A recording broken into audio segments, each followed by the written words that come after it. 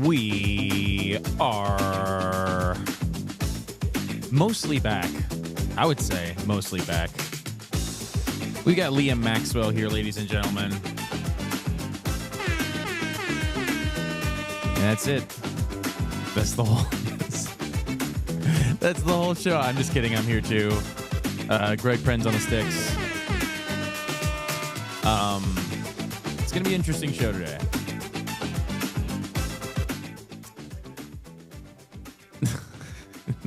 Your mic's on now. Greg, if you don't mind, I'd like to kick it off with a story about a man named Wally Pipp. Are you familiar with Wally Pipp, Greg?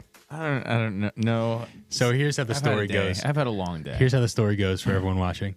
There's an old Yankees player by the name of Wally Pipp. He was very good. He was excellent, actually. He got hurt one game. Okay. One game. Just couldn't play. They put in his backup, Lou Gehrig. Ever hear of him?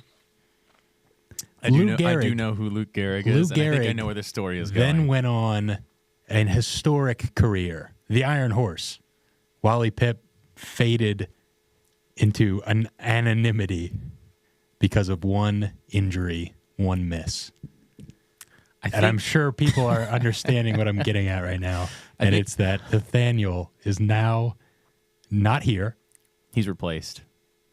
And guess who's here? He's replaced forever, probably. Guess who's here in the main chair? Just waiting for my opportunity. The Iron Horse, if you will. The Iron Horse, Liam Maxwell.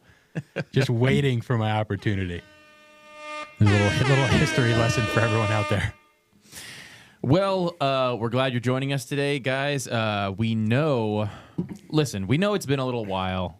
We know what the optics look like. We know what people are saying. People are saying that we're done, man. I've heard it. There's been a lot of talk online. I've seen the rumors. They're like, duly debated. Those guys suck. They're like, wow, I'm surprised they even made it 15 episodes. Yeah. I thought they'd be done after 5. Sitting here at episode 15, this is the last episode of season 1. And you might be thinking, why wait till the new year to play the last episode of season 1? Well, we've had some miscommunication problems with the lot of us. We've had COVID. We've had holidays and Hawaii, actually. Yeah. And now we have last minute back injuries, back problems, which why was I not quicker on that? I'm failing at this too. Guys, we've just had a trying day, but we are here. We've got the last episode of season 1. It's actually gonna be a great episode because we are talking about Christmas movies. And yes, I know what you're thinking. Merry Christmas, everybody. Merry late Christmas. Merry Christmas, to guys. all. Christmas, Christmas technically doesn't end until... You know what they say about Christmas? What? They say that January 9th... That's what I was going is pretty much... is the last day of Christmas, I think. I think that's actually a thing, though. I think it extends past the 25th. Christmas season extends past the 25th. Are we still in Christmas season? That's the question for the audience. Chat, are we still in Christmas season? Yes or no? Is it? Oh, this is going to rebuttal my point, but isn't the 12 days of Christmas based on the 12 days after the 25th? Which is, of course, it's still in the past, but the concept applies nonetheless. It could very well be. I'm changing the name of this episode because, man, we got a very late start. Chat's already telling us that this is not Christmas season. Chat, come on. Well, really, if you put your heart to it, every day is Christmas season. I like that. The Christmas is about caring for others, and I like to think that every day I do that. So if you apply that logic, it's always Christmas season. All right, so in all seriousness, we did get to watch 3 Christmas movies. We'll be talking about those today. This will be our last episode of season 1, and it will kick us off into season 2, and we'll explain a little bit more of that at the end of the show. Nathaniel might be a late arrival, so we will still see, fingers crossed, that he makes it. Christmas about Jesus. Hell yeah, brother. Let's hear it for Jesus. Was that in the chat? Oh my God. I was trying to do an air horn, and instead... I hit myself with the... I hate it. It's terrible. I hate it so much. We're already devolving into chaos. We Maybe can't even Nathan- hold the show down Maybe without Nathaniel is important to this podcast. He brings a level of sanity, Oh, my perhaps, gosh. and that's saying a lot. Okay, so we'll talk a little bit more about what the next season is going to look like. We'll eat some of these chocolate covered strawberries that I made for the show. Which camera? And yeah, we'll get into it. So what 3 movies did we watch? Tell the people. So we watched The Grinch, the animated original. OG Yeah. original 30-minute Grinch. Yeah.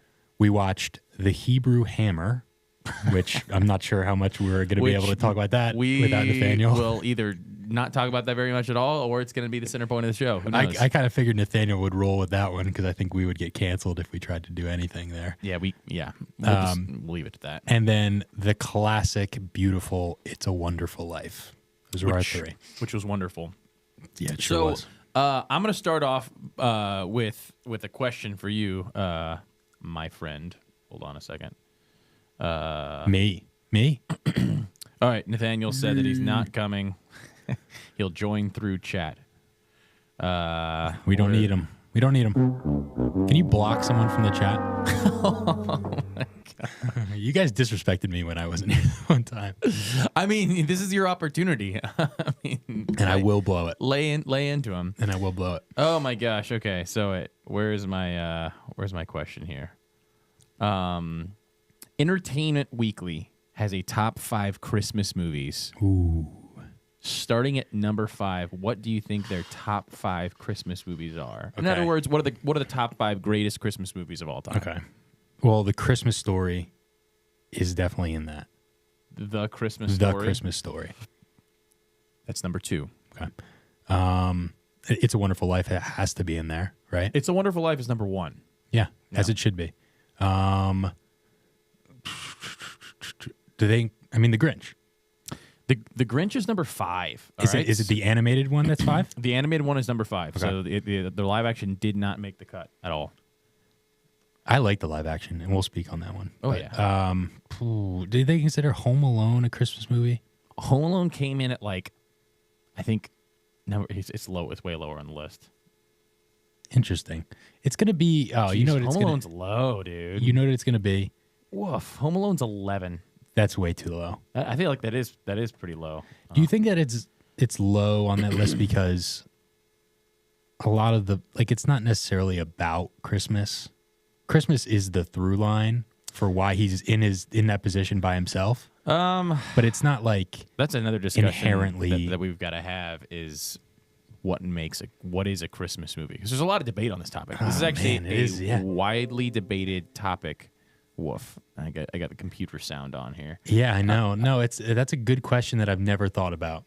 Is what exactly makes a well first get these last two. Okay. So we still have 3. Elf. Elf is number 4. Yep. And then it's going to be one of the other animated ones like Rudolph or what's that other? It's not Rudolph. Frosty? Rudolph comes close though. Let's see. Where's Rudolph? Jeez, what? They've got Bad Santa at 7. Oh my, not above Rudolph, surely. Rudolph is 10. Throw the list out. Throw the list out. That is Entertainment blasphemy. Weekly. Entertainment Weekly jump off a cliff. sucks. They suck, dude. So it's not animated. Mm-mm. Huh. Is it old? We got chat saying that Die Hard is a Christmas movie. See, that's where it gets fuzzy. That's where it gets fuzzy. I don't necessarily disagree with that. It's almost like, it's like, let's say you had a party for the volleyball players, right? Mhm. And all your volleyball players are walking in. And you're like, hey, this is a volleyball player party. Right. And it was going great. Yeah. And then one of your friends is like, hey, I'm going to bring Joey. And Joey's a basketball player. But like, Joey's cool, though. We'll let him in. Right. What happens once you let Joey into the party? It's then an athlete's party. Now anybody the can definition come. changes. Now anybody immediately. can come to the party. So I think it happened one time, and after that point, people were just like, "Oh, anything that even references Christmas is now a Christmas Anything movie." that takes place during December can be qualified as a Christmas movie. Right. So we have chat saying, "Oh, this is Nathaniel saying Die Hard's not a Christmas movie." What if Nathaniel, even when he's here, could only communicate via chat? Might be better. Might be better. Actually, this is and we're gonna go all over the place this episode, guys. But as we were watching It's a Wonderful Life, when's the first time they mentioned Christmas? An hour and a half in, probably. That's a good point too. I was no lie, and me and Greg were watching this together. I was like, and I picked this movie, so we all picked one. Yeah. You can guess which one Nathaniel picked. Anyway, but as we were watching the movie, like an hour and a half in, I'm like, did I like just like Mandela effect think this was a Christmas movie, but it was just like a good-hearted old movie, and I just assumed it was Christmas. Then obviously Christmas comes into play, but That is you know what I mean? That's a really good point. I never even thought about it as not referencing Christmas. It really doesn't have much to do with Christmas, hardly at all. It's just, and It's this just is a great movie. It's just a great movie, and this is also some of the commentary about It's a Wonderful Life, which we'll dive into a little deeper. Is the gist in my head before I went into this movie was, oh, it's about he dies and sees what his life is like without him. That again is like 20 minutes of the movie, which happens to be also when Christmas is mentioned because it's during Christmas Eve, right? It's kind of just a really good movie. Yeah. Which kind of so chat's saying also that National Lampoons is number 8. Came in at number 18 on this list. I don't know about this list. We might have to move away from Entertainment Weekly. I'm not sure how that. Nathaniel saying it was constantly played during the holidays because it was a critical feature, critical failure. So TV stations played it because it was free. What was It's a Wonderful Life? Yeah. Hey Nathaniel, it would be helpful to have you here in the studio explaining this. Nathaniel, how about you just shut up, okay? So what am I missing? I'm missing 3. We also have another one saying Christmas Carol is going to be on the top 20. I don't even know who Christmas- that is. Christmas Carol's not here. Is it one of those like corny rom-com Christmas? There's like Carol? the holiday. There's like the. I'm turning the list off. The list didn't make any sense. Well, at least give me the last one I missed. The last one you missed was Charlie Brown Christmas. Okay. So I knew. Wait a minute. I said was it animated? You said it wasn't. you did actually. You were close. You no, lied. No. I didn't say it wasn't. You guessed 2 animated ones, and it was neither of those animated ones. You were like, "Oh, it's got to be Frosty or Rudolph," and I was like, Which, "False." I mean, those are good though. Those are probably in the top 10, both of them. Okay, so let's move more on track here to what we're going to talk about. So we watched 3 movies. Let's just briefly get through the 2 ones that we watched, and then we can kind of spend a lot of time on It's a Wonderful Life. Entertainment Weekly completely agrees that it's the best one, so we got something right.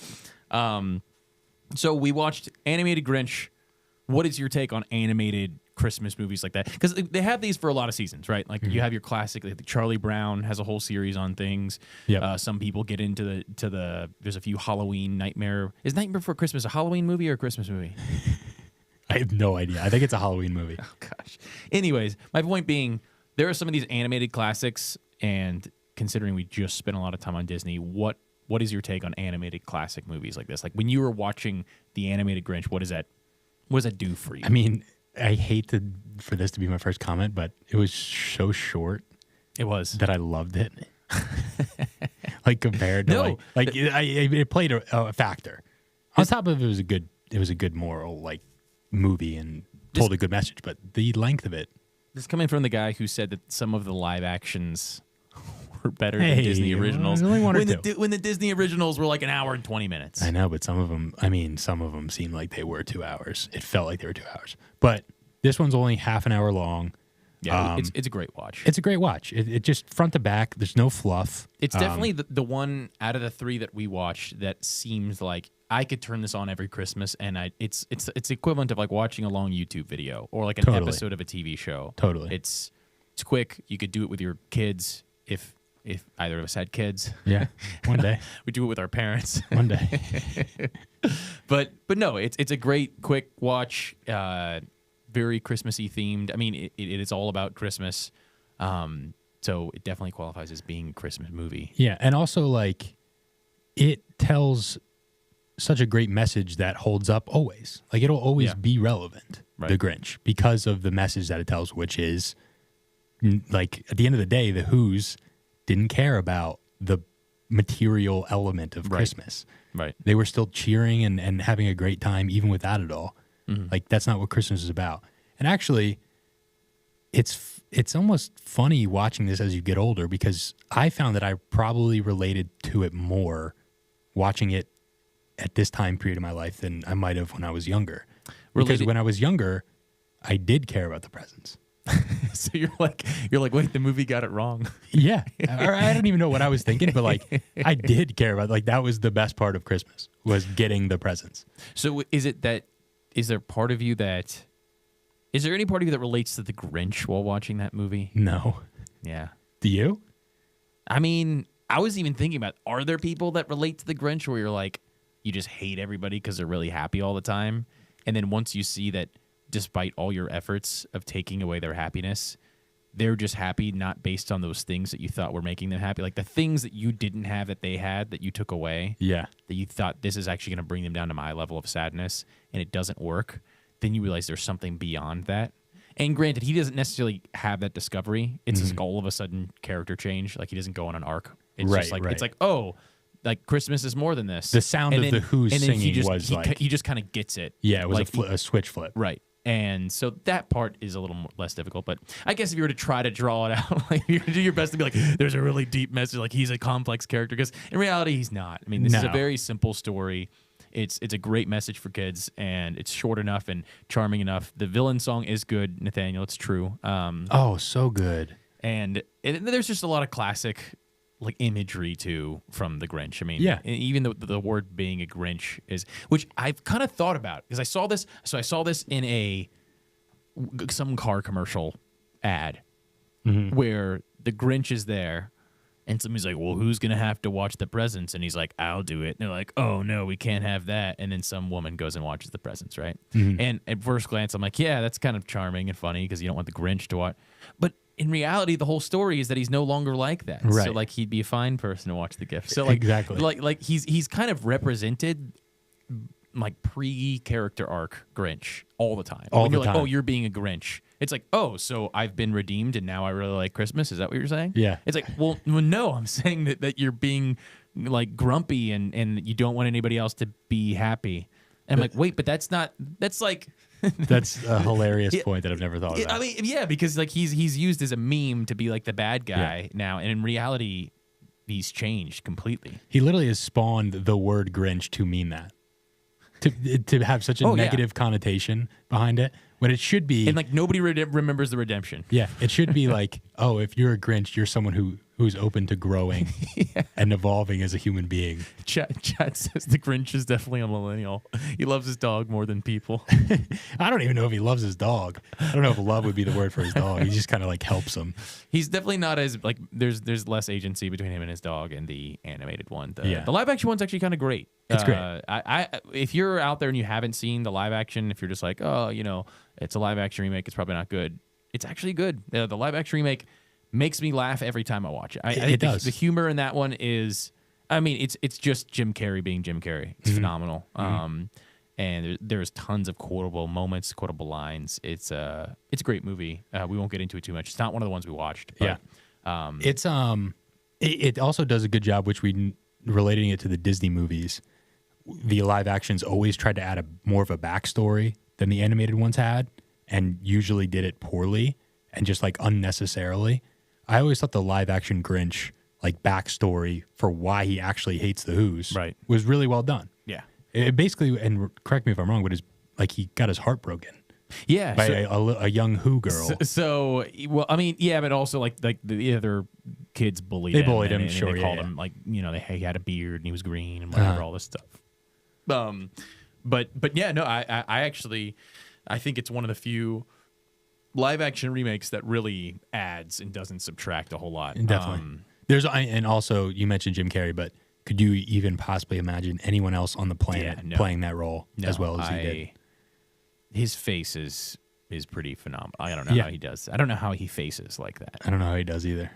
Nathaniel makes a good point. He says it's the same as calling somebody a Scrooge. Same principle. It's true. We don't even think about And this. Scrooge grew as well. Yeah, Yeah. well, both of them. This virtually the same character arc is that they were characters that did not like Christmas, and by the end they liked Christmas. And of course they grew because it would be a And bad movie They if were they didn't. kind of the heroes because in Grinch's case he returned everything, and in Scrooge's case didn't he just like start sharing his wealth or something like that? Yeah, Okay. yeah. You know what's interesting? Oh, first of all, like you said about laughing, the villain song is so funny. I wish I could remember because we watched it a little bit ago, obviously, because it's January 9th. But some of the lyrics, You really are an eel. some of the absurd lyrics to the villain song made me laugh out loud. No, it's a great. He's one of the great. I mean, again, we keep calling him a villain. He changes, but he's one of the great characters of all time. No, Is he the greatest Christmas character ever? Is Santa Claus a Christmas character? I mean, Touche. is he literally? Yeah, I mean like I'll do you one better. Jesus Christ. yeah, the Grinch is right up there. Jesus Christ, He's though. Mount Rushmore. He cracks the top 4. Oh man. Okay, so Hold on. Can I have a couple of comments? okay, hit me with it. You know also, what's hand me a chocolate strawberry. Hand me the Surely. You know what's a fun thing to think about? That I think about a Sorry, lot. okay, Like, yeah. Hit me. not a lot, but like I'll talk to my parents about how it used to be and stuff. Mm-hmm. So this, in the days when there was like 4 channels on television, right? Mm-hmm. Everybody watched the same things. And so it's cool to think about like the communal aspect of this airing on CBS, like around Christmas time, whenever the first year it aired. Mm-hmm. Everybody saw it. Like a lot of times, like there's Christmas stuff, or not even Christmas stuff. There's just media that like falls through the cracks because there's so many options. Right. Yeah, everybody in that time period watched The Grinch and probably watched it live at the same time. I think that's so cool to have like a communal aspect to entertainment watching. That really is something that maybe that's the thing about sports now. Maybe like sports is one of the only things that does that. Yeah. Where something happens and you're kind of waiting to see the world's response, and we can all kind of experience it together. Definitely. Whereas media's fallen away from that because everything is. I mean, movies are almost a thing of like going to the theaters is close to being a thing of the past. I mean, Yeah, it's very unfortunately. very close to being like things are going straight to streaming. You have some hardcore people out there. I mean, I still love going to the cinema. I know you do as well.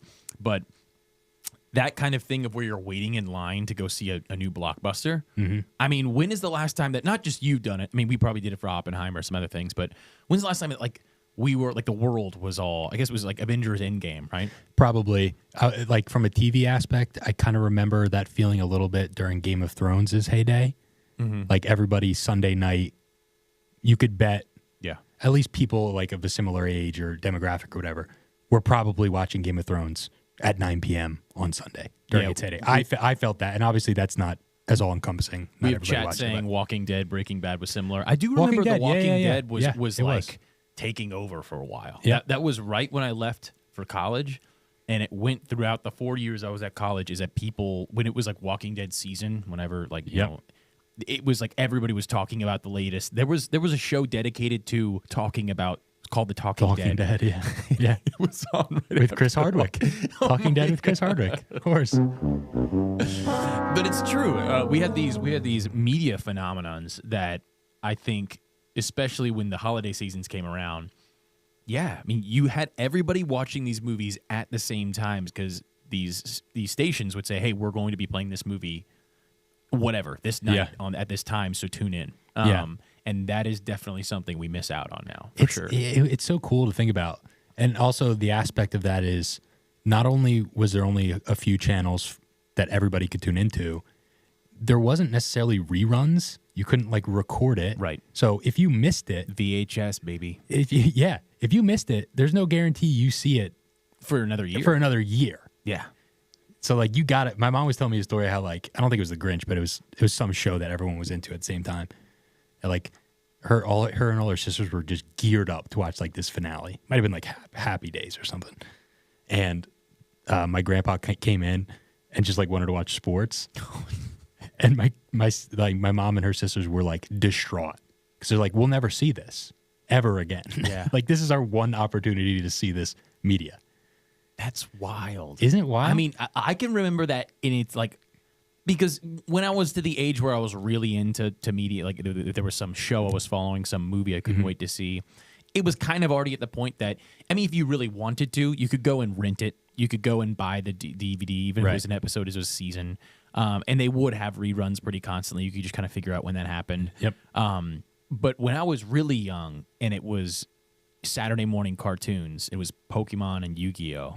I remember that feeling to where I was like, oh, I've got a flag football game, but I don't know if I'll ever see this again. Yeah. Like, I don't know if I'll ever see, because like you're too young to feel like you could figure out and pull the strings to figure out where you could go and watch this after, Right. like and it's not easily accessible. Not everything's not streaming, and so you're like, well, that's it. I've been watching this show every Saturday, and there's 2 episodes every Saturday morning, and I've been watching all of them for 2 to 3 months, and now it's the final one, and I'm going to be gone. I'm like, is this worth it?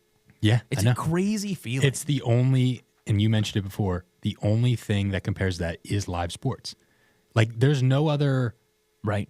form of media where you need to plan heavily around the viewing.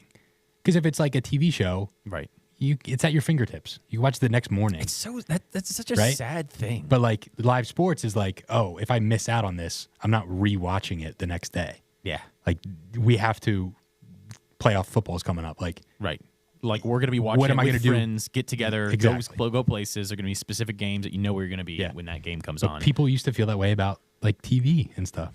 That's wild, especially something like The Grinch, which is super old. I mean, Yeah. you could fact check and figure out how old. I mean, that thing came out, I don't know, because it was originally just the book. It was the Dr. Seuss book, and then it was made into the animated. It's technically considered short. It's not. It's obviously not a feature length. But anyway, so that was the first one.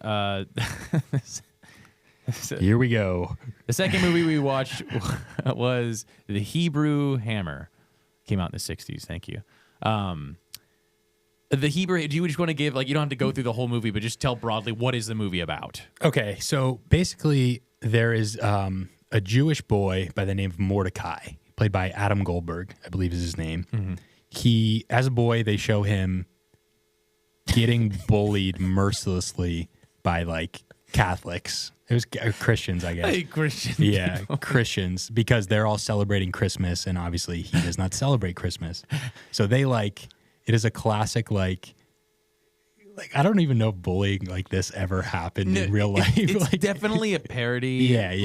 Like the whole movie is about how he got like comically bullied for being comically, Jewish. like outrageously bullied. And so now that he's an adult, he's like this badass detective. It's like, what does it say on his door? I don't even know. It says certified circumcised. Certified circumcised dick. Yeah. Is what it says on his like door or whatever. Yeah.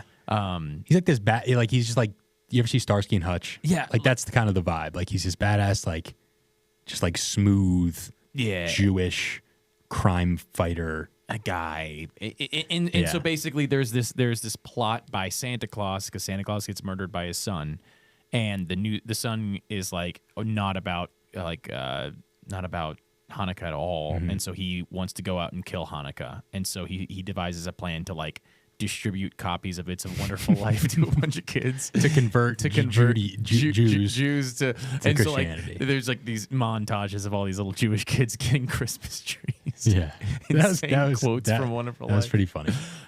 Anyways, in total, I'll give my thoughts on it. Yeah, go ahead.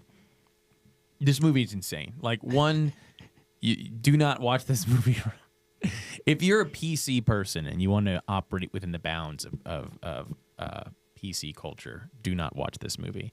It's not only offensive to black people and Jewish people and white people, Christian, whatever you want. It throws it at everybody, and it is heavy-handed. It is uncomfortable at times.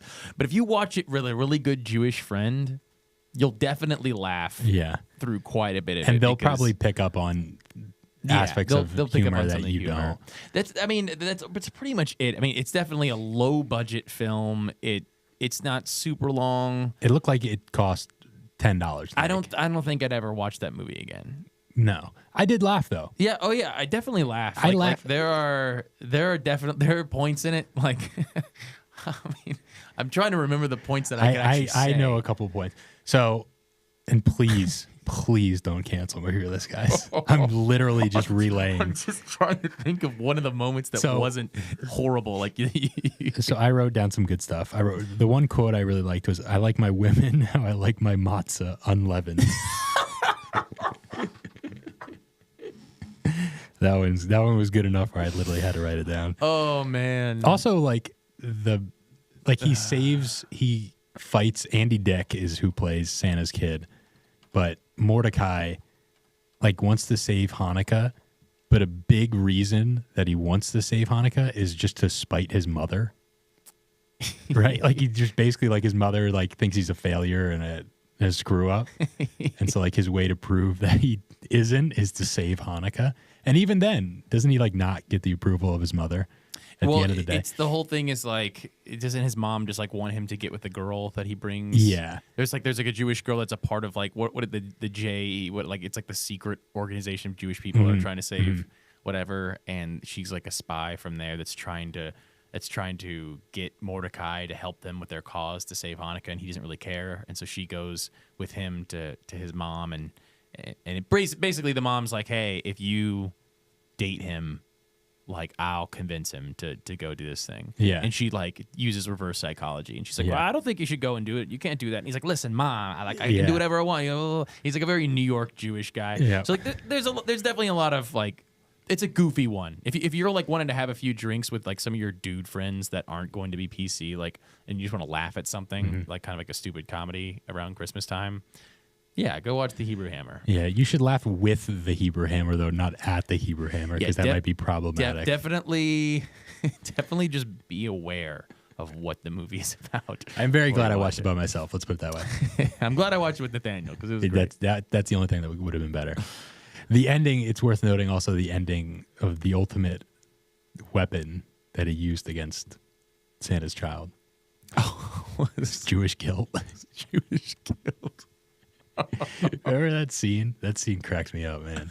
Well, he's like, "Hey, you can do whatever you want." Yeah, he's like, yeah, "Hey, he's it's like- all right." And he's like, "No, man. He's like, "You're not gonna leave out food while I'm here. I come all the way here to the North Pole. You're not gonna leave out food." And then that explodes. Santa's Santa's got the gun pointed at him. He's like, "Well, I mean, you know what? I guess I should have."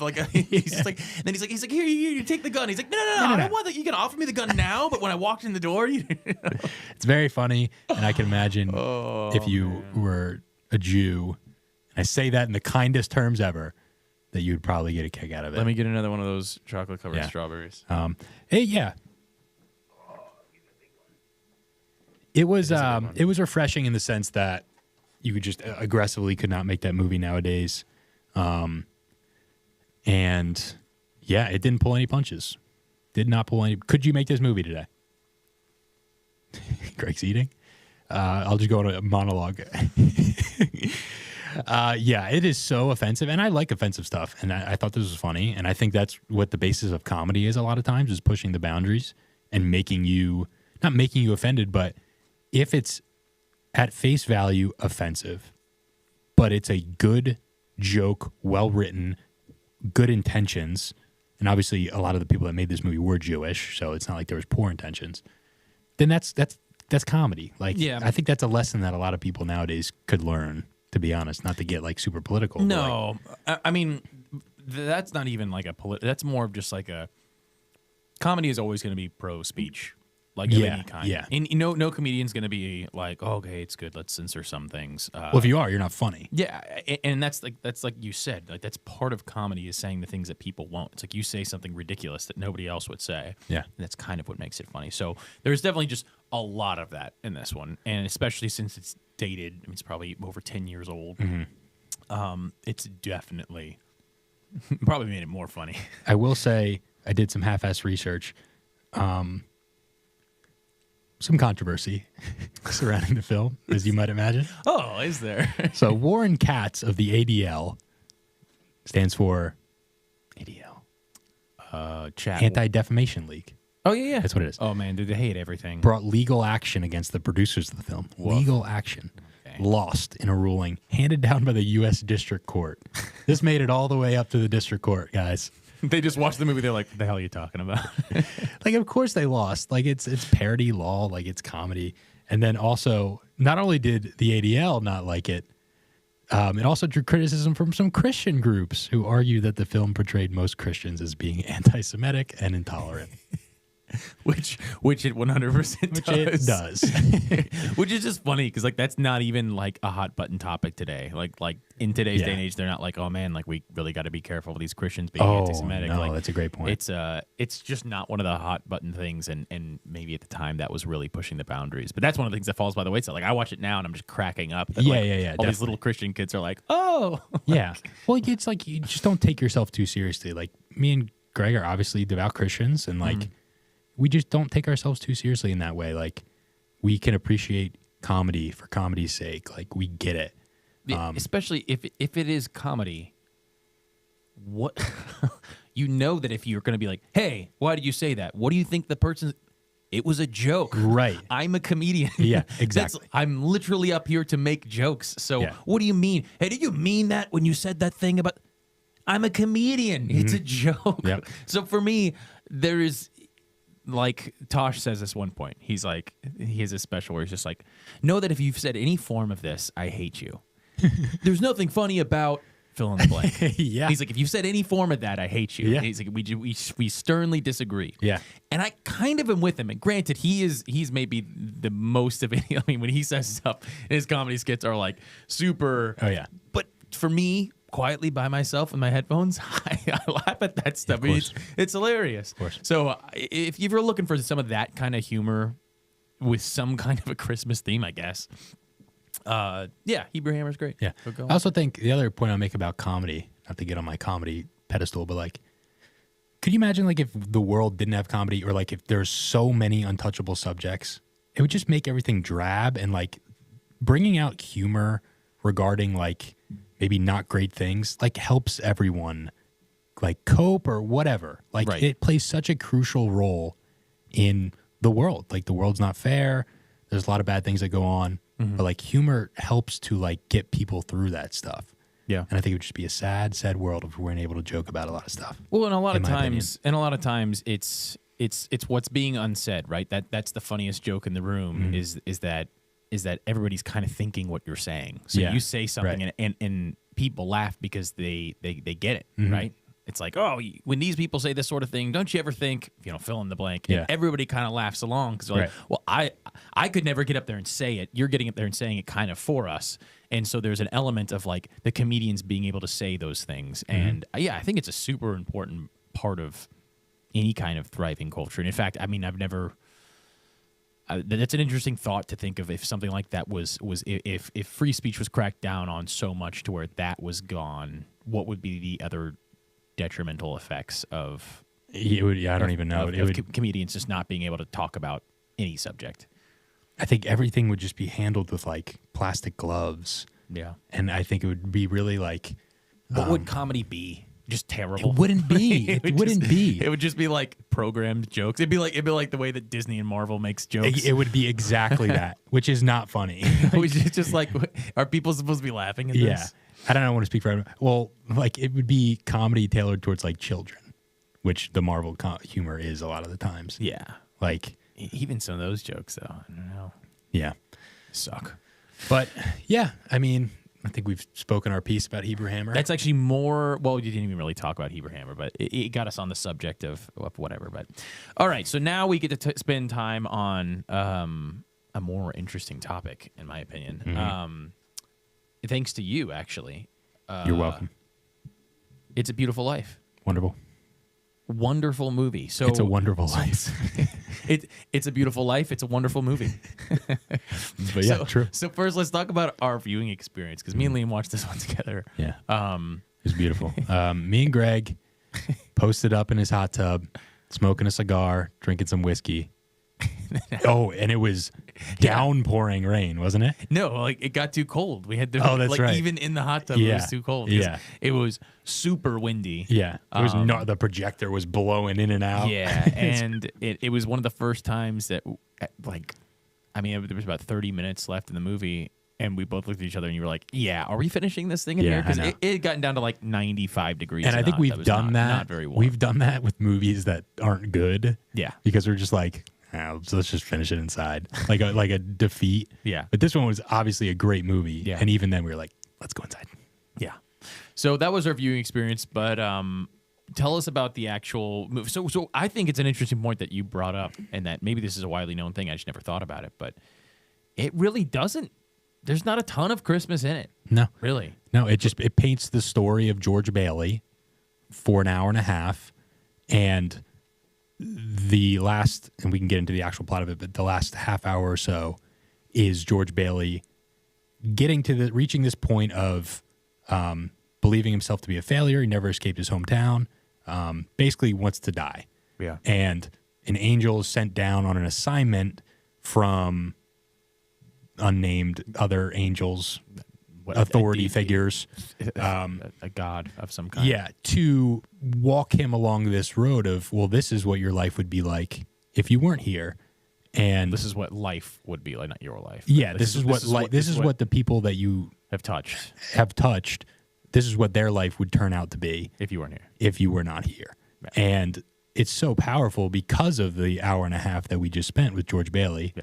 doing, I don't want to say menial things, but like not living his life out to the fullest or to what his previous expectations of how his life would turn out to be. Yeah, there's several moments along the movie, and you notice this to be a theme pretty quickly throughout the movie, that he is constantly giving up what he wants for what he thinks is right.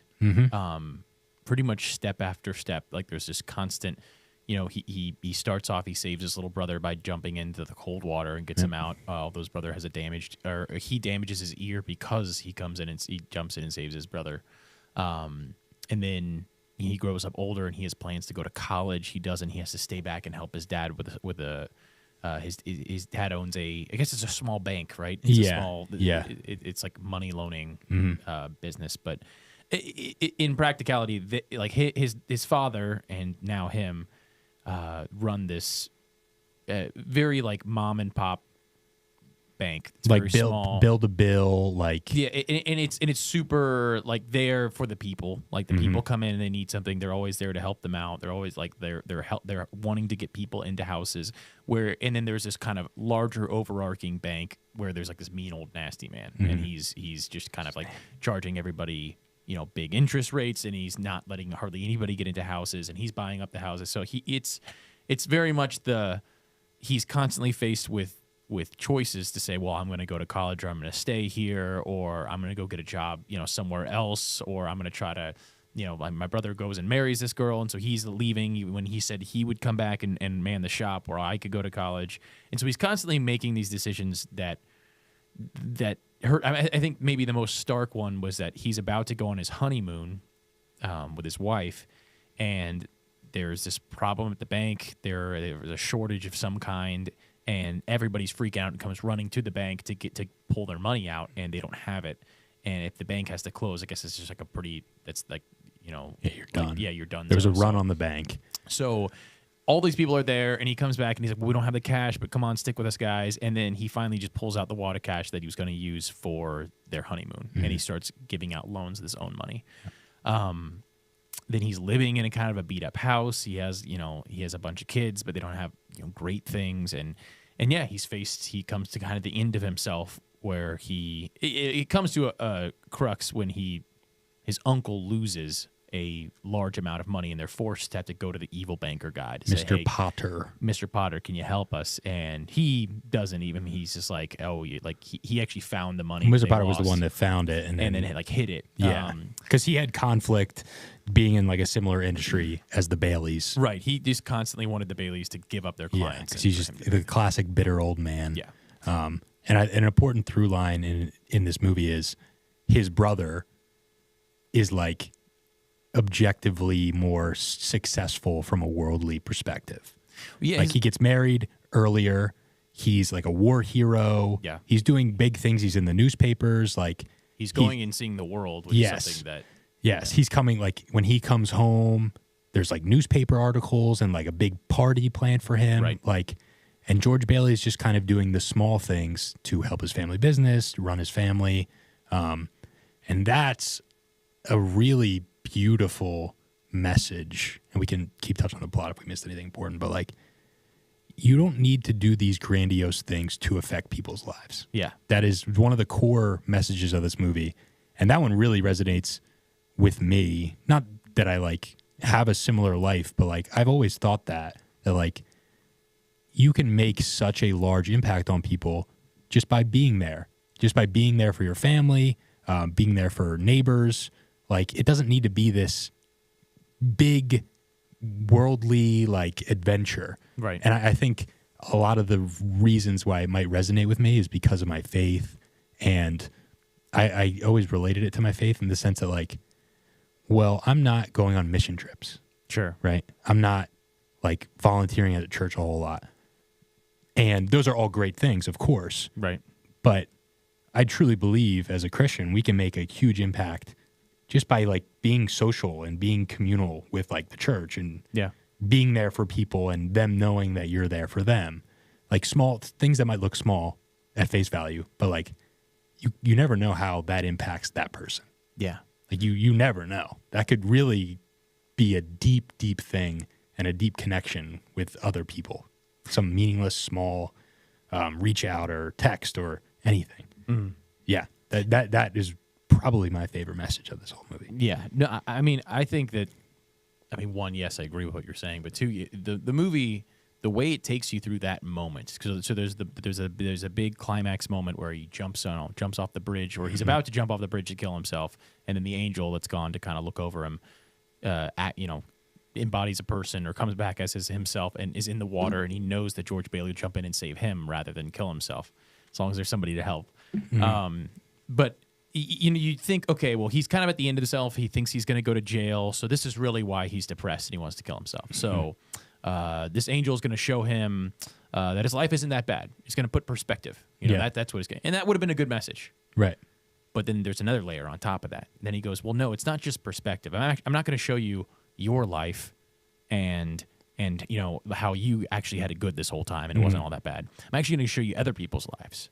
So it's really going to be about your importance here. So this isn't even, which is such a powerful thing to be like, I'm going to show you the people around you, and that's going to be itself what gives you agency. This isn't going to be because the story isn't really even about you. Right. And that's why I think modern stories suck so much. 100 to be because they're all frank. selfish. Yes, because it's all like you watch The Lord of the Rings, and it's like all these characters are acting out of duty, and you go and you watch The Rings of Power, the new remake, and everybody's acting out of self-agency. They're just going, oh, well, I've just always wanted to be this thing, and I've got to accomplish, and there are things in my way, and I got to get over those things, and it's self-motivating. Yep. When it's like, well, in reality, that's always going to leave you sad. And so this story takes a really interesting other turn where it says, well, no, let's actually look at the important things, which are the people around you. Yeah.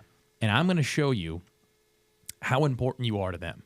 And so here's the second layer of this message that's so amazing, because I think, like you, we can all relate to feeling swept away a little bit, to feeling like feeling depressed and feeling like Sure. like you don't have much of an effect. Like you see these people doing great things. He sees his brother, in the military, and for him, there's a specific feeling about that because he knows he could have done those things had he chose to. Right. But instead, he chose to just constantly do the right thing. Selfless And acts. to do the selfless acts, and there was no guarantee of somebody coming along and pointing these things out to Right. him. And in fact, those people that he got to see what their life would look like without him, they don't even know that. They don't know that he saw that. So he goes back to his normal life, and things is going on like normally. He doesn't get the recognition, except for the very end, which is the third layer where he goes home and he's kind of ready, he's ready to go to jail. Yeah. He's like, oh, we lost the money, but it's okay. Like he's hugging his wife, he's kissing his kids, and Yep. he's so happy to see everybody.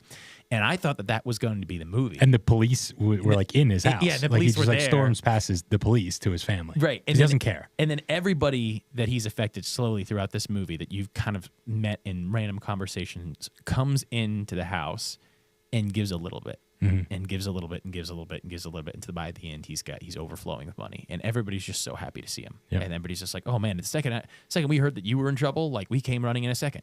Right. And it's like, man, that's really what it's like just to know, like you said, to know that you don't know exactly how you're affecting people. Yeah. And it's funny that you mentioned your faith, because I think about the story of Job, which is right, like so the story of Job is super sad, right? Like, so Job's there with his family and he's got all these things and he's a righteous man. He hasn't done anything technically wrong, you know. And yet all these bad things start happening to him. And God is having a conversation with the devil and he's like, hey, you can go and do these things. It's okay. Like he doesn't allow him to kill Job at all, but he's like, you can go and take these things away from him. Right. Because I know that even in the midst of those things, he'll be righteous. Like, kind of like a do your worst and I'll show you type thing. So these things start happening to Job, and all of Job and his friends are all start sitting there, and his friends are like, why are these things happening? Let's try to figure it out. All right, well, you did something wrong. You did this, you did that, whatever. And they sit there and they never figure it out. And Job ultimately concludes that he's like, the Lord gives and the Lord takes away. And all these things are restored to him and all this stuff. Anyways. Yeah. My point being, what do you think that Job was thinking in those moments? Because Job didn't know at the time that he'd be put into, this story would be put in the Bible. Right. Like, for all he knows, throughout Earth, like he might have still not been able to answer you why those bad things happened, despite him being a good person. Yeah. And for him, it was just, I know that the Lord has a plan for this, and I can't tell you what it is. That was ultimately what he told his friends. He had a young friend that like rebuked the others. It's like, hey, no, like, it's not because he's doing something wrong. It's not because of these things. Like God gives and God takes away. Yep. And so it's like understanding that you might not get it all in this life. Like you might not understand all the ways that you're being used. That it might not feel like you're as significant as the person who's in the newspaper and getting these stories. Yep. Like, you might not figure that out. Yeah. But that's where God needs you. Yes. That's where he needs you. He's got you where he needs you. Yeah. And he's affecting the people in your life with you the way he needs to. And that message is just, I mean, it's amazing. It's really not even a Christmas story. Like, this is all taking place vaguely around Christmas time, I guess. Like, that's kind of the deal. But really, the story is just amazing. I mean, it's encouraging. It's encouraging when you are feeling like that, when you're feeling depressed, to see that, wait, there are people surrounding me that really are affected in a positive way because of me. And I may not ever be able to see it. I might not have an angel that comes down and walks me through it like he did for main characters. George. But I can know that there are those things that are happening. Yeah. I know that I'm being used in one way or another here. And that's not to discredit the brother. Oh, of course not. Right? Because that's where God needs him. And again, Right. I just think this whole story is essentially faith driven. Oh, Like that's how I view this. But like that's where God needed him. God needed him to save actual, like, tangible lives in war. But again, related to his brother, who I'm failing to know what his name is. You remember what his name is? George's brother? Yeah. Harry Bailey, yeah. So Harry saves, like, I forget exactly what the headline was, but Harry saved a bunch of lives overseas in the war. But George saved Harry's life when he was younger. Right. Like, that's the butterfly effect thing that, like, yeah, maybe people are doing these sort of things, but maybe they don't get there without your assistance or someone else's assistance that might feel like they're living a smaller life in some way. And I just think that, like, I think it just makes you so much more grateful and thankful when you do get to see those moments, when you do get to see how you're affecting somebody, or when you do get to see how God used you in a situation, because you're like, man, like you know that you couldn't have done it on your own almost. It's like you sit there and you're like, I'm so messed up in so many ways, and yet you still used me in this amazing way, and I got to see it this time. Yeah. And I know that you're doing that all the time, and I'm not seeing it, right? Like, I know it's the George Bailey, like, it's going on and it's happening, and I can have assurance in that. Right. But when I get to see it, it's like, thank you. Thank you, because that's the encouragement you need to I mean, because faith is tough, you know, and it's hard to make those George Bailey decisions. I mean, he's making decisions throughout the whole movie that, as a viewer, you're going, I don't know if I would do that. Right. I think I might have taken the easy way out there. I Right. think I might. There's a point where Big Bad, whatever, Mr. Potter. Mr. Potter Mr. offers him this awesome situation. He's like, you know, you won't even have to work much. You'll have the best house in town. We're gonna offer you this much. You know, I just want to offer you that job. And he's sitting there and he's like, oh my gosh, like this would change my whole life. Mm-hmm. Everything would, like, I'd be able to provide better for my family. But I mean, they've clearly established that this Mr. Potter guy is like he's evil. Yeah. So like, it takes him a second, but then he's like, you know what? I don't even need to think about it. It's gonna be a no. Like, there's no way I would work for you. And it's like, man, how do you, like he's making the tough decisions, right? Oh, yeah. But like the encouraging factor that the movie does is I think it encourages you to make those decisions. Like, Yeah. like that's when. It's like when you watch a movie and the message is actually good and you come away and you're like, I want to do better things after watching this message, after hearing this story, after watching this movie. I am encouraged and inspired to live differently. Like, this is what stories do. Like this is the power of stories. And this is why stories with crappy messages are so offensive to me, because I'm like, what are you trying to tell people? What do you Like, want your viewers yes. to come out of the movie like thinking or feeling? Yeah. And I get so angry, and this is why Peter Pan and Wendy was kind of like the resounding was bottom abhorrent, of the barrel. yeah. Out of 22 movies that we watched, a lot of which really bad. That was the most offensive, because it was like the primary message that they wanted you to come away with is a negative one. Right. And I'm like, I don't get that. And I also, and I think we might disagree on some of these things, but like, I also just don't like tragedies, movies that aren't inherently like have a hopeful ending. Yeah. When it's like, oh, well, it's kind of real and gritty. I'm like, nope. I don't think that that's worth telling a story about. I really don't. Like, Yeah. I don't think that a story void of hope, void of pointing to goodness, that doesn't have a message that encourages you, is really I will probably never think that those movies are good. It's interesting because I do disagree with you, and you know that. Well, because well, give me one, because I might be wrong. I don't know if I can think of something. Silence of the Lambs is one of my favorite movies ever, and that's a pretty horrifying movie. Yeah, but Seven. okay, but let's okay. So Silence of the Lambs. Is it lamb? Lambs. Lambs. Plural. Silence of the Lambs. It's still your typical investigator. It's still your cop investigator, Serial drama, serial killer type thriller, yeah. thing. And it ends with them catching the bad guy. So it's not like Hannibal Lecter is roaming the earth right yeah. now. Okay. Yeah. It's true. Okay. So for those of you that haven't seen it, spoilers ahead. Skip ahead if you don't want to hear the spoilers. But the whole point of the movie is they're trying to catch a serial killer, and so the main investigator is going to Hannibal Lecter, who's in jail, who's like a notorious serial killer, to try to get advice, to basically do like a character like analysis, to be Yeah. like, hey, can you help me? Because I know you think like these serial Exactly. killers. So she sits with the serial killer, Hannibal Lecter, and he kind of helps her solve this mystery.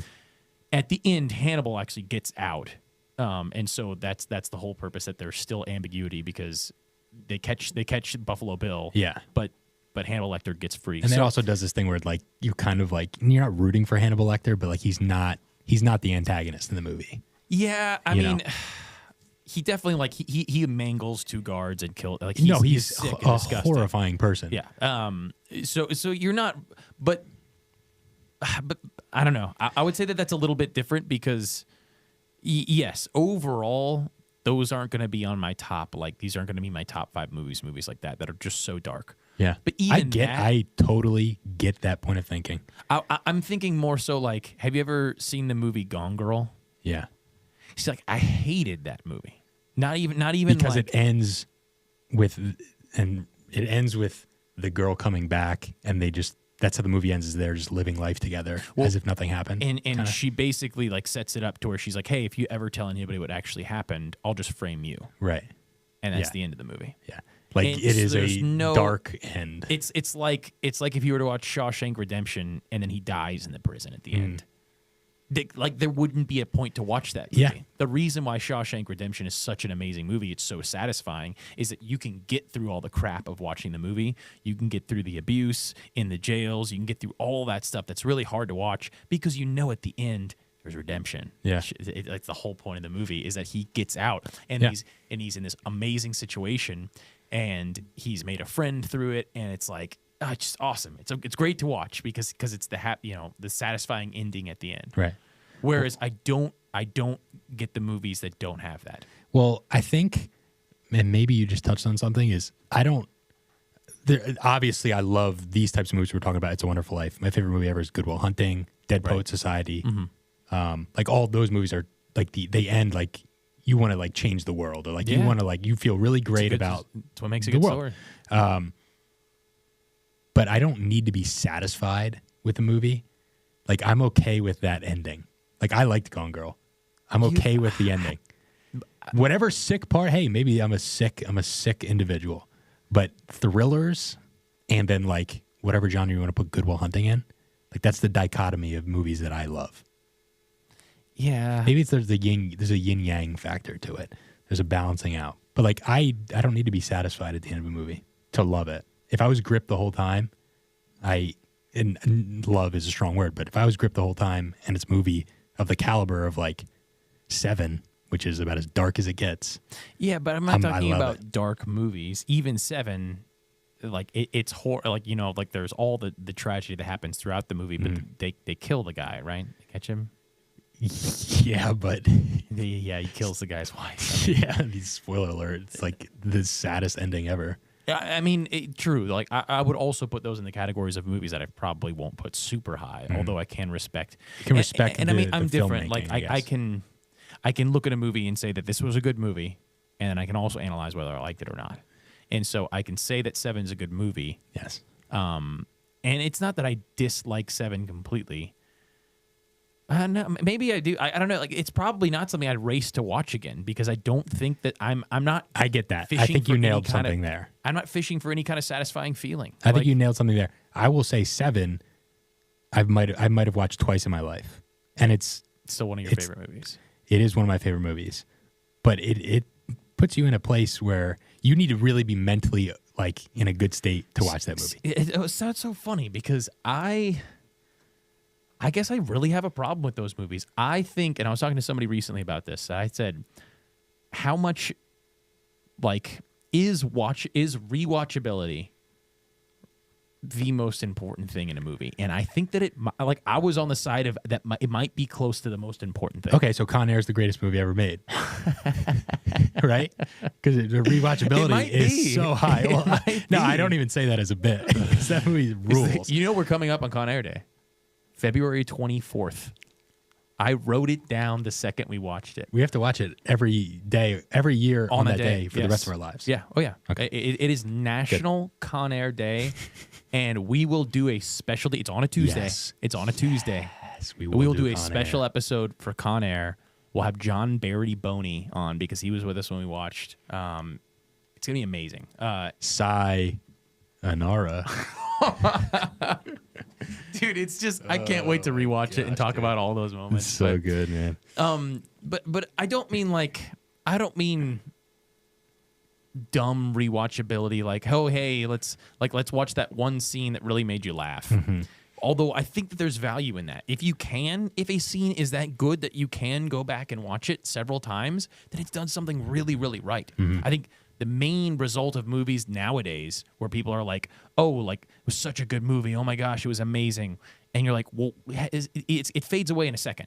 Yeah. Right? Like, how many movies have done that recently where there's all this hype and the new Indiana Jones, all the publicity, and then it was just like, you never heard anything about it. You know why? Because it was terrible. Most movies nowadays Yeah. feel like they're in that vein. They put so much money into marketing and to get people to come and watch the movie, and then the movie is so bad. They're so not concerned with making this a rewatchable piece of content. And this is also why these big name directors are getting so far up their own ass. Yeah. That they Yeah. think that they can go and make a 4-hour movie and that they don't have to do the hard work to cut this thing down. I know. And I'm like, that is a hard it's part a about editing problem, it, kinda. is cutting it down. It is hard. Yeah. Like from somebody that makes however small scale they are. I make videos for a living for people. They pay for them. Yeah. I think that the video is good after I do my initial cut, which is really easy. It's like 4 minutes long. And I have to make these 2.5 minute, marketing trailers. And And I'm like, I got to cut a lot out of this, even though I think it's all good. Yeah. It is an interesting trend recently.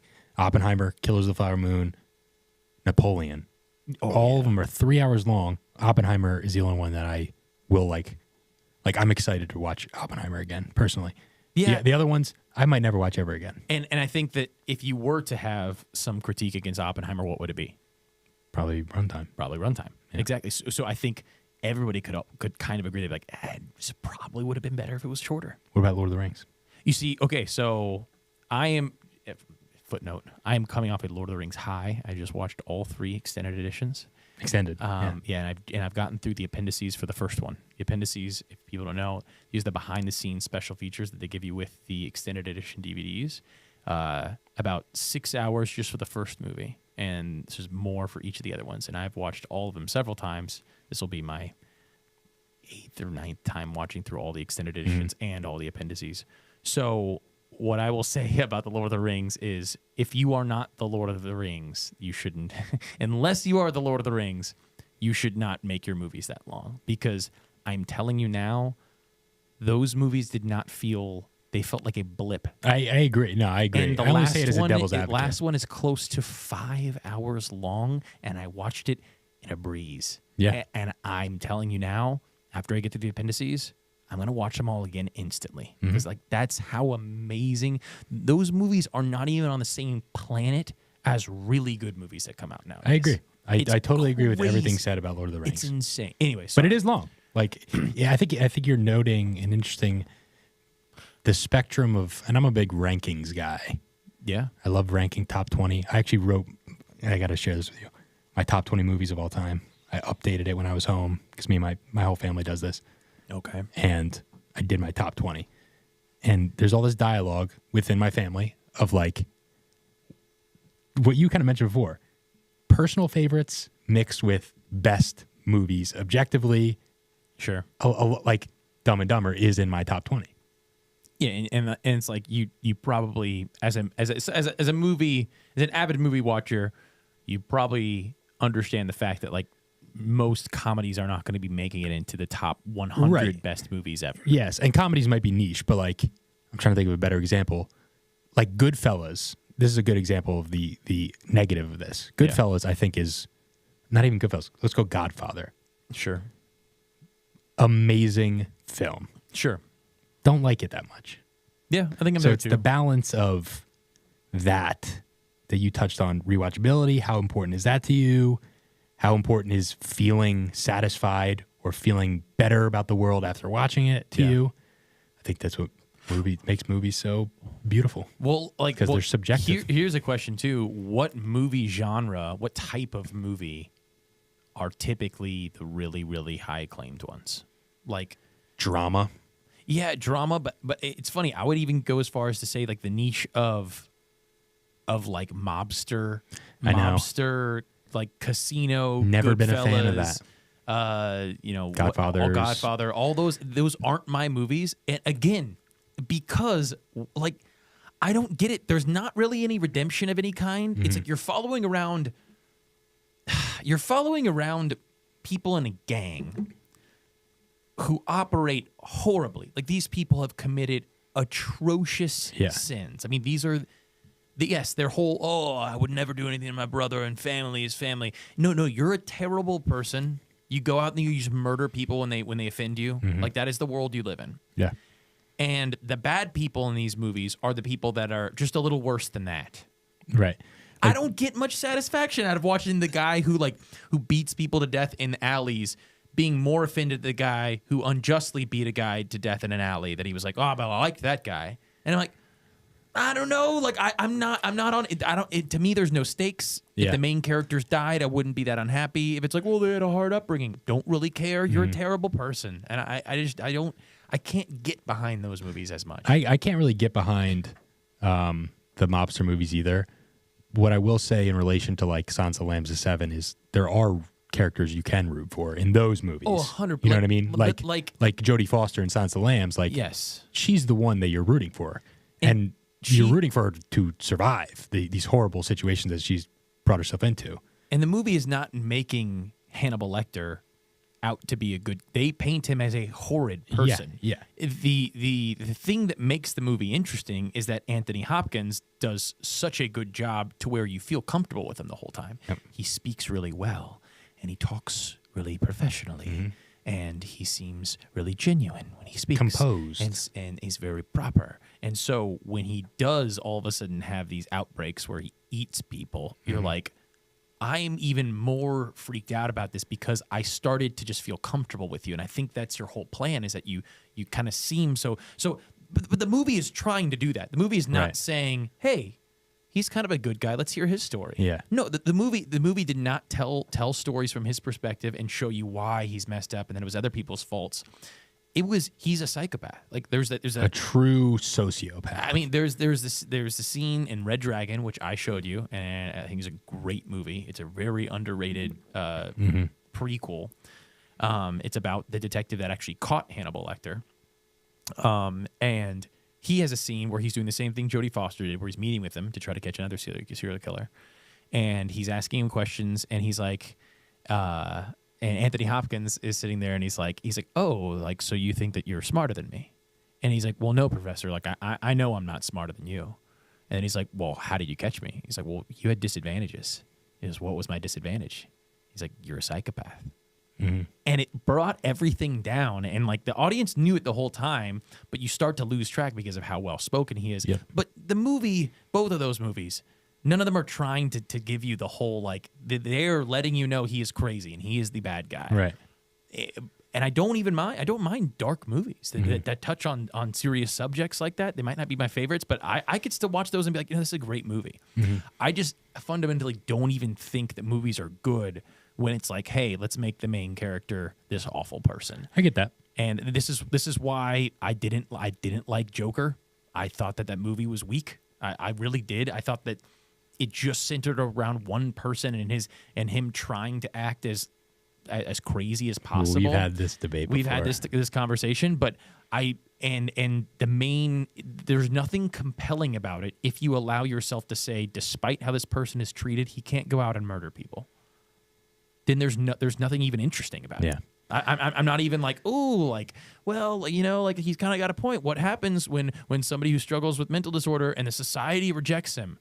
What do you expect him to do? I'm like, no, I'm sorry. It's a horribly sad. Sure, it's sad. Like I don't think anybody should be treated that way. But it doesn't compel me at all to be like, well, I'm kind of glad he killed that late night host. And the debate we've had is how good I think Joaquin Phoenix is that role. But Right. which I think he's amazing. Greg thinks he's shit. Anyway, it's not that simple. but I don't need to root for, like, I guess maybe this is just pea-brain Liam. I don't need to root for anybody. Is. It probably is. I don't need to root for anybody. I don't need to, like, relate to, like, the story he's trying to tell. A lot of times if I'm just super gripped throughout the whole movie, and then, like, even days after I've watched it, I'm still thinking about it, and I'm thinking about these certain scenes, I probably really like the movie. Like, I think I might have a more or a less nuanced opinion of movies. I think that's fair to say. But Sure. like, I don't need to, like, I thought Joker was great. I don't need to root for him. I probably didn't feel great after watching it, but I think it's a great movie. Yeah, I mean that just boils down to, like, what you think the most important part of a movie is, and there's tons of elements to what makes a movie good, and what to you are the most vital pieces, like, in a movie. And for me, it's always going to be storytelling. It's always going to be like, is the story good? And the main thing that moves the story along are the characters. And, like, did you develop interesting characters that can actually push a story along? Because there's sometimes where the story exists with characters that are very one-dimensional, and you can still kind of respect the story for the story. Like the original Cinderella, it's like Cinderella is just a person who, is kind of like in this bit. Like her character doesn't necessarily change a whole lot. Mm-hmm. The prince doesn't have hardly any agency whatsoever. The evil aunt is the evil aunt or stepmother, and remains that way the whole movie, and nothing really happens. And yet it's kind of the quintessential love story. It's like this rundown girl who didn't really have much of an opportunity gets a shot, and the prince notices her, like not just a guy, but like the highest of guys notices her and says that you're amazing, you're beautiful, and marries her. And like that's the happy ending of it. I think that that's a great just story overall, even though there's not really any characters to latch onto. Now that's kind of a simplified version. Those aren't going to be like my top movies ever, but I think that can exist if you create a compelling enough story. So are the elements that are more prevalent in today's movies, like artistic design and things that I do think are important, like musical score, special effects, what comedy, action sequences, are those important? Of course. And can you even respect to the point where you're like, hey, maybe this story was a little bizarre, but I think the Batman, I think we're both kind of gripped by the Batman in that way, right? Like where we both kind of came out going, oh my gosh, amazing, just so cool, like everything about it. And then we slowly talked about the story, and we're like, wait, that story didn't make a whole lot of sense. Yeah, the ending was whack. like he actually, what were they even trying to say? I still, to this day, I just want to sit with somebody that really likes that movie and be like, why? Make me like it, because I liked all the other elements. But we just talked about, I love the way it looked. I love the way it felt. I love the score. I mean, it's amazing. I'm learning to play the song on piano. It's called Sonata in Darkness, or Sonata in Darkness. It's super gripping, amazing. The seriousness that they take the whole movie, awesome.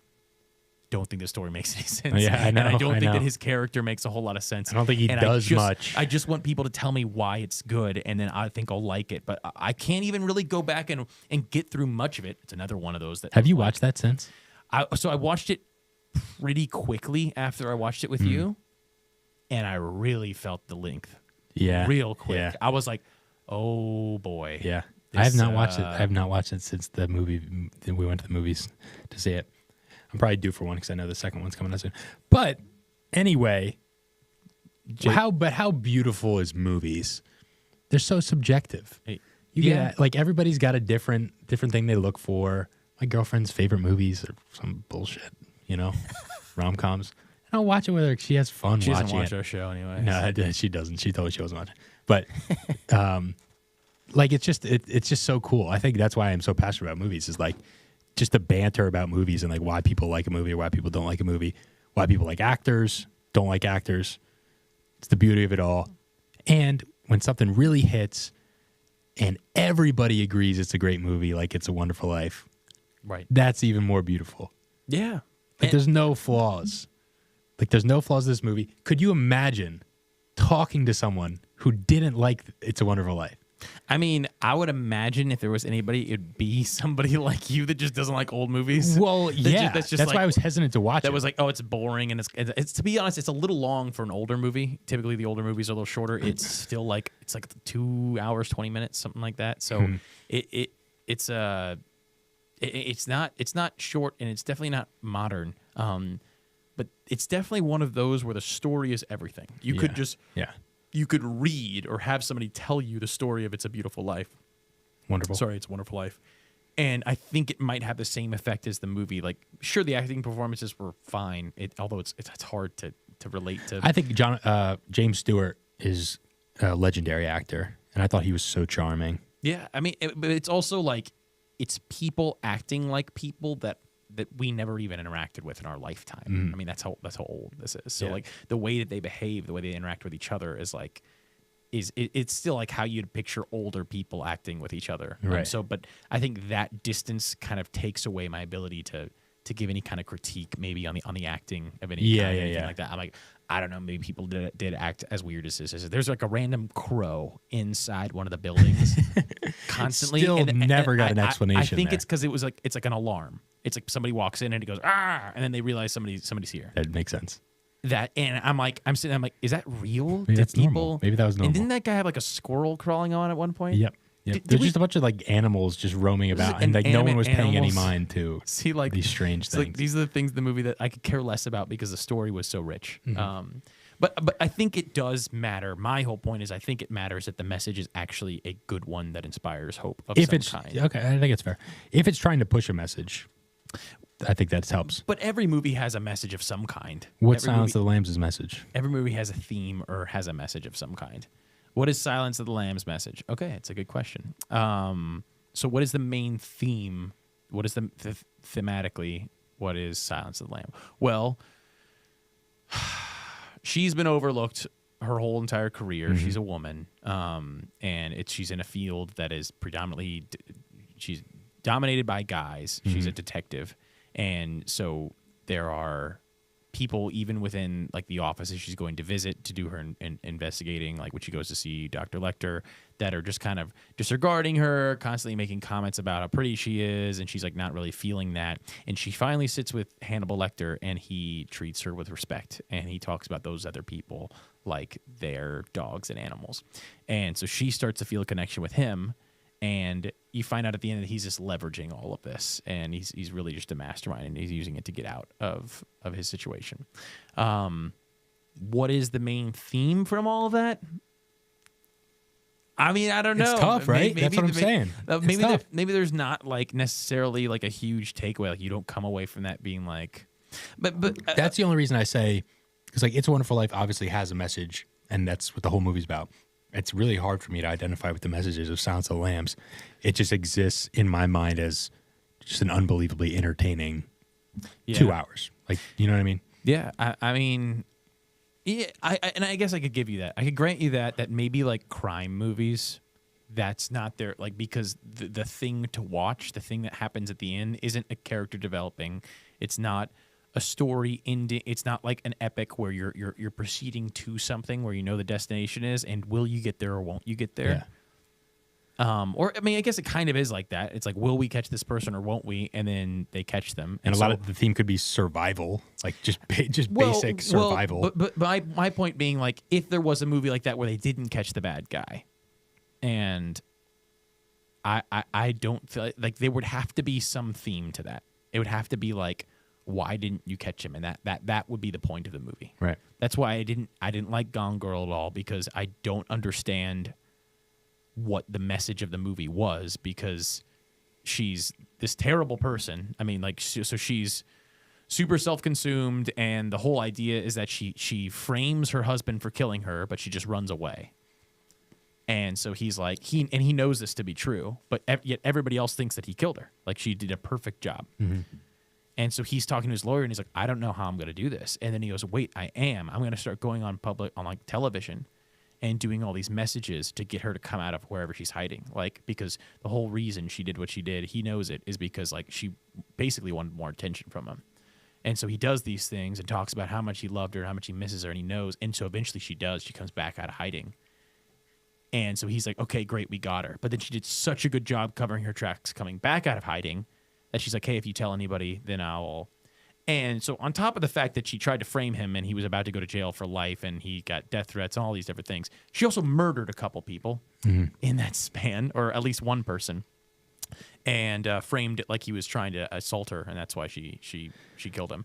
She's a terrible, and the movie just ends with her owning him and like having him around. And I'm like, movies like that just end so unjustly. I don't know what the message is there, but like, it's terrible. Like, a cat. Now, is there any, because I'm thinking in my head, is there any correlation between the main purpose of a vehicle or of a movie being twist, keep you on your toes?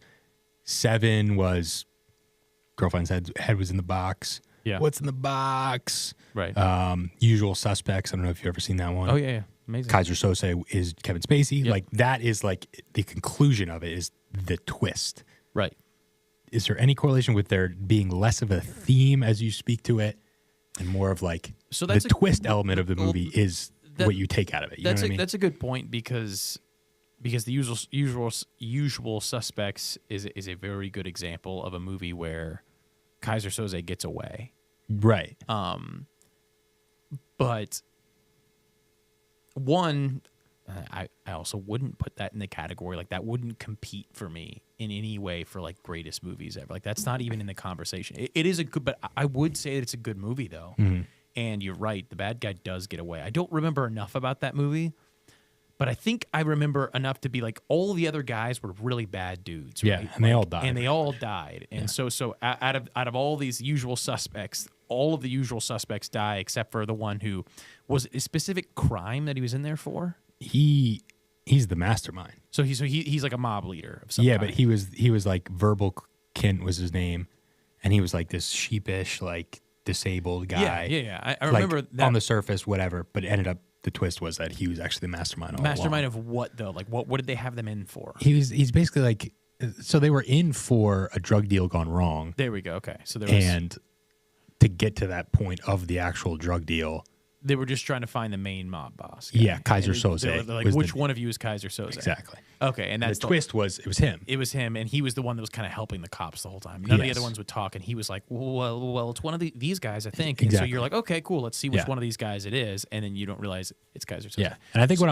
I'm talking myself to is if there's a twist like that blew me away the first time I watched it. Right.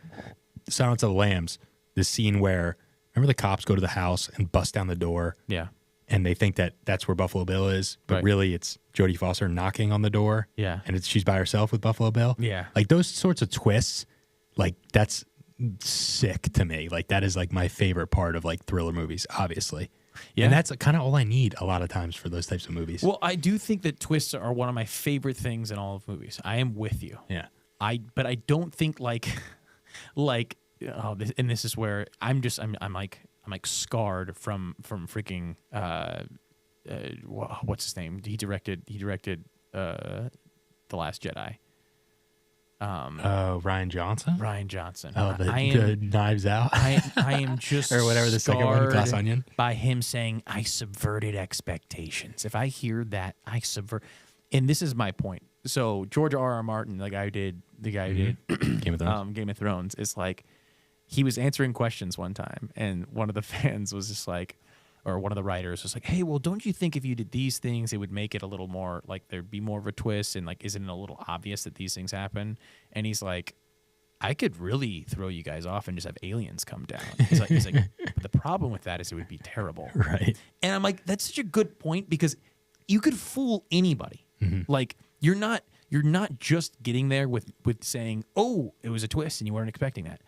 No, that is easy to do. I can at any point just be like, "Oh, this thing happened," and all of a This sudden, totally unexpected thing happened. he was an alien the whole time. Right. And it's like, well, but you never gave any hint that this guy was an alien at all or any kind of anything.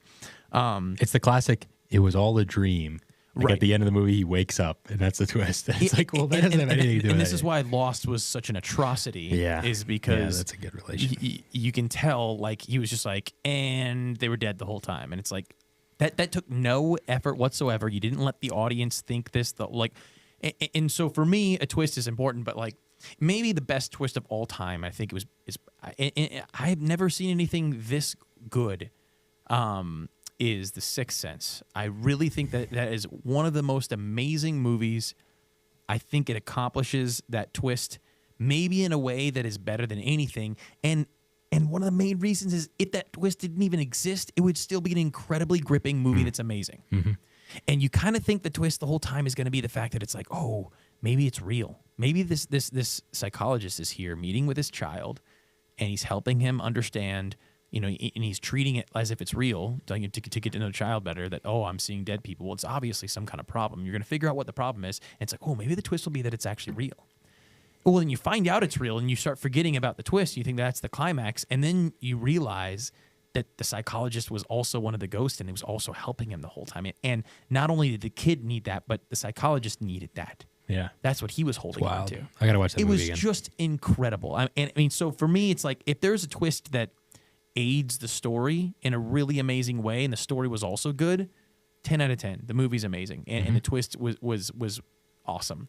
But if the twist doesn't have a whole lot of, like, if it was just, I don't know, like, I think there are a lot of unearned twists out there that just try to be twisty just for the sake of it, and they don't do a really good job of creating a good enough story around it for me to care about the twist. Yeah.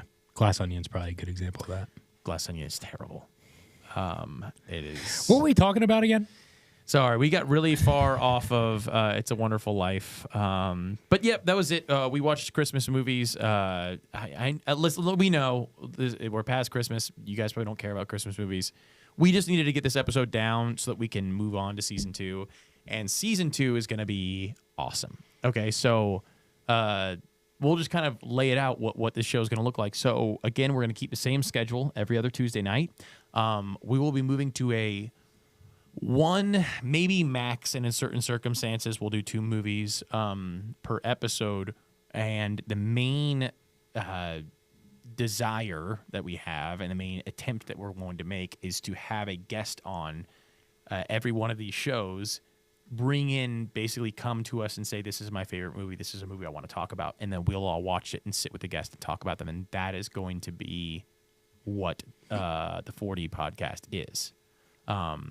So that's what you guys have to look forward to, which mainly means that you out there watching, you come to us with your movies, chat, engage with us, tell us if you guys want to be on the show. We're going to start having people on, having guests on starting in a couple weeks. Like that is going to be the attempt, is to have a guest every week. If there's not one of us will pick a movie and all three of us will watch together, and we'll come and kind of discuss that movie. We'll probably have hot topic movies that come out in theaters like we did for Oppenheimer and such. Maybe themed movies, in certain parts of the year. But that is going to be the future. We will get a calendar going and probably rotate on who's inviting what guest. But you'll be starting to see a lot of new people on the show. And we can plan this out months in advance. If there's a wait list, we'll get you there. Yes, we will. We'll get you on. So you will get a chance to kind of be with us here on the show, and we're really looking forward to that. Really looking forward to just getting away from Disney movies and now Christmas movies to being like, now we can actually just watch movies. When was the last time we just had like a movie night? I was thinking about that. Pick a movie. I was thinking about that. Like, It's a Wonderful Life, but it's part of our job. Yeah, we do that as a job. Yeah. No, it's going to be great. I'm really excited to see where the show goes and just having more people on. I think it's really going to take the show in a good direction. I think I've kind of like officially gotten into the producer chair, and I think I'm probably going to stay here. That's cool. I like being the producer. And I think, and I don't want to speak for Greg, but I think I will now be the lead chair, and Nathaniel has been demoted to the second chair. I'm sorry. Nathaniel will forever just be joining us via chat. Yep. He will no longer be allowed. We will change the code to the studio, and we will not give it to him. But yeah, so 2 weeks from today, that's why Jakob pays the bill, the big bucks. Who said that? Nathaniel. So 2 weeks from today, this will be January 23rd. We'll be having our next show. Just keep up with us via Twitter. Listen to our show on Spotify. Check us out here on YouTube. Go like and subscribe, please, if you haven't. Do it. That is the reason why you can't interact on chat if you're sitting there trying to type things and you can't. We'd love to have you on, and we'd love for you to support the channel. So until next time, we are out.